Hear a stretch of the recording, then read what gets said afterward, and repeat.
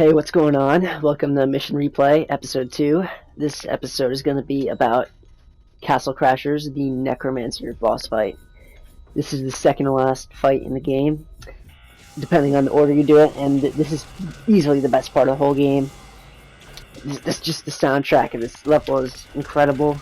You get tons of enemies to fight, and you get to feel incredibly powerful while doing it, so that's literally all you need to make a great level in my book. As you can see, I'm using the Red Knight, which is, in my opinion, the best knight for this game. I don't know, I've only used a couple of them. I've used, I think, like green and gray and red and like the skull guy. But red's just makes you feel the most powerful because you have the lightning that you can use. And that lightning does so much damage against this guy later in the fight. You're going to see. I just kind of cheese it and abuse the lightning because of how good it is.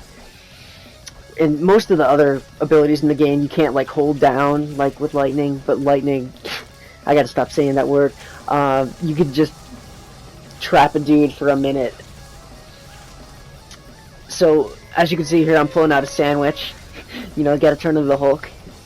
And there's these little quick time event kind of things, but I don't mind them. They're actually really cool in this game. You spam square and you go head to head with another like Hulkbuster sized guy. Okay, and as you can see, I'm doing a little jumping trick here. Now, the cool thing about this fight, like I said, the music and the enemies you're fighting, and then also is that guy up there, because when you get into a duel with him, it's going to be great. I mean, oh, look at the lightning right there. I shot like 7 dudes at once.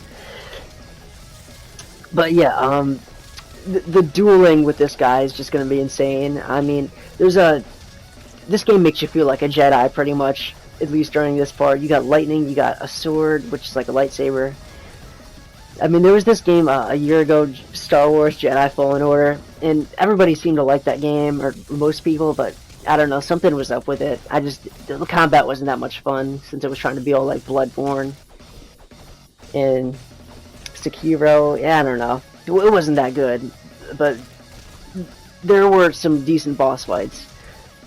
But none of them made you feel like a Jedi like this does. This is, in my opinion, a definitive Jedi experience.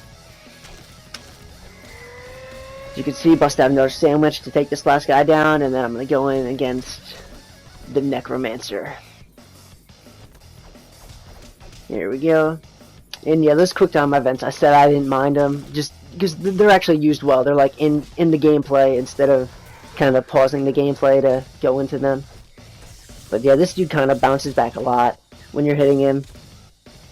And he's actually pretty easy, but I mean, that doesn't make him any less fun to fight, let's be honest. Look at this, lightning shock him. He's got a pretty big health bar. And as you can see, I have in this game you have pets that follow you around. The one I have, it kind of attacks the enemies when they fall, and then it picks up fruit for you to eat, restore your health bar. And as you can see, this guy's got some magic too. He's doing some explosions with the skull, doing some jumps. You know, pretty wicked stuff.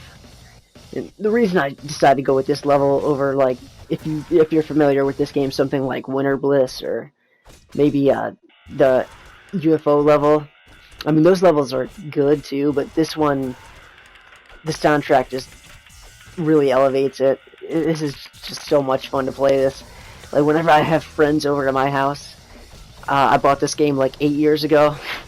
Whenever I have friends over to my house, I'd bring them over and we'd play this level, and then they'd instantly be having a good time. So here we go. I'm trying to do this little flight trick. You can like press square and triangle over and over, or on Xbox it's different, but if you do like a certain combo, you can like fly in the air for a little while and like juggle your enemies. It doesn't really work too well against this guy, but against the others, works really nicely. And yeah, it's kind of hard to master that though, so I haven't really bothered with it too much. And yeah, I just got this game remastered like 2 weeks ago, which is one of the reasons I'm showing this over anything else yet. And yeah, it's just great. I can't really do anything on PS3 or PS2, so there won't be any games like that coming. Oh, look at that duel. Of course I won. I always win. Anyway, yeah, I only next gen footage I'm able to record because you got the built-in share feature. It's just going to be too much of a pain trying to hook it up with the PS3. I don't have any Elgato or anything like that. I'm just basically doing this from my basement. But yeah, fight's starting to come to a close here. I'm just going to wear him down and then hit him with the last blast of lightning. As you can see, you got throws, bow and arrows, tons of unique stuff in this game. I mean, yeah, it is a beat 'em up, but it is, you know, it's got a solid amount of depth for a beat 'em up. And the magic is a ton of fun to use, so this game's a great afternoon for sure. And as you can see, there's piles of bodies everywhere. This guy's like shtick is he brings guys back from the dead, which it's pretty cool. And look at this, I'm about to finish him off.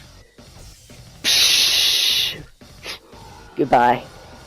Kneel before me, as Superman would say in Injustice. You know, as you can see, I've already got his sword. This is like the best sword in the game. But yeah, coming to a close here. I'm just gonna go ahead and destroy this crystal. Hope you enjoyed this one. I'm gonna try to keep posting once a week, and I'll see you next time.